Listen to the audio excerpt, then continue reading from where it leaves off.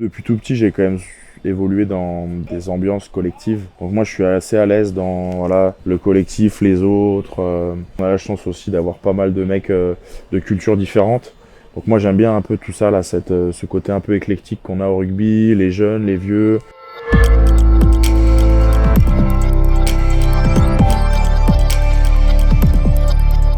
Je m'appelle Yannick Tari, je suis rugbyman professionnel et je suis représenté par l'agence Sport Model. C'était quand même une histoire de famille. Mon père joue au rugby, mon grand frère aussi. Très vite, j'ai été dans ce cocon-là dès le départ. Et puis en fait, après, j'ai intégré un sport-études. Et le rugby a commencé à devenir mon quotidien. Donc après le sport-études, donc j'ai fait un bac scientifique. Je suis parti en école d'ingénieur. J'avais pas forcément de piste à haut niveau au rugby. Donc j'étais en maths sup, mais j'étais quand même avec un club, donc le club de Nevers, en contact, donc, qui était à l'époque en Fédéral 1. Je jouais là-bas en jeune, en espoir. Donc après j'ai réussi à faire la passerelle de ma maths sup à la prépa intégrée de l'école d'ingé. Le club est monté de division, donc on est monté en Pro D2. Et puis bah là après au fur et à mesure j'ai continué à avancer dans l'école d'ingé et au rugby. Et donc j'ai fini mon école d'ingé et après j'ai signé mon premier contrat pro et donc j'ai jamais bossé en tant qu'ingé. Donc moi je commençais à faire quand même pas mal de matchs en Pro D2.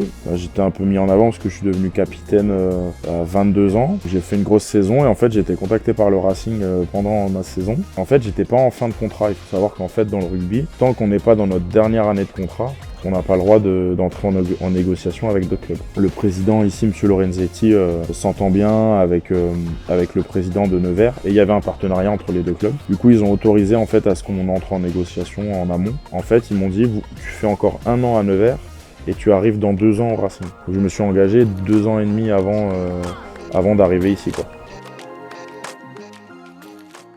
Donc moi je suis talonneur, donc c'est le numéro 2 ou le numéro 16 si je suis remplaçant. C'est le joueur qui est en première ligne, entre les deux piliers, dans la mêlée. On est amené à intervenir sur pas mal de ce qu'on appelle des phases de conquête, donc la touche et la mêlée. On fait partie du 8 de devant, donc on a pas mal de plaquages, de rugs, de zones un peu de contact, quoi. C'est un joueur qui quand même doit être explosif, capable de courir vite, d'enchaîner aussi pas mal les tâches. Donc c'est pas forcément un joueur qui va être très lourd, mais c'est un joueur qui va être aussi capable d'encaisser les efforts de mêlée, de touche, de ballon porté et tout ça. Quand tu fais une discipline depuis un certain nombre d'années, même si c'est pas professionnel, t'es quand même, on va dire, un minimum habitué à la charge de travail. Après, quand ça devient professionnel, forcément, les intensités, elles sont vraiment plus importantes. J'avoue que quand j'ai commencé, j'avais 20-21 ans, j'encaissais beaucoup mieux la charge d'entraînement et tout ça. Et c'est vrai qu'en fait, au fur et à mesure, déjà on apprend à se connaître, comment on s'alimente, comment on dort, notre hygiène de vie.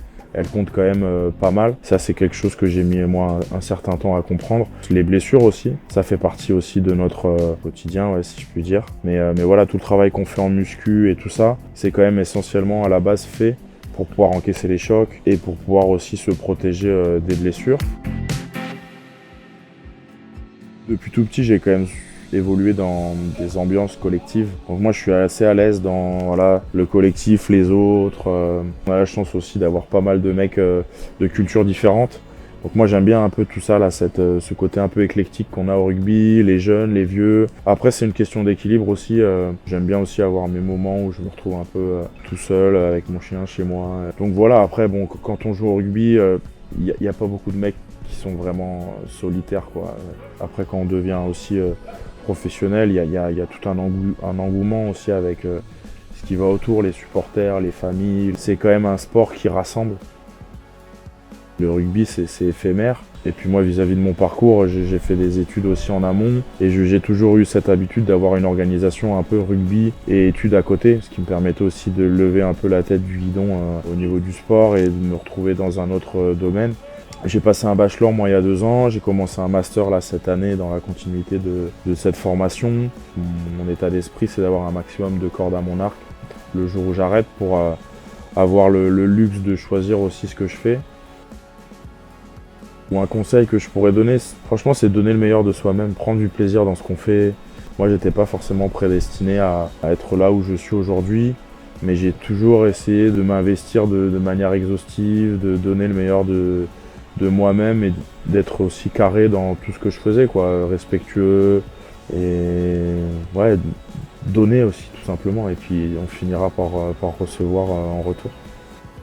Merci à Sport Models pour cette interview et à très vite.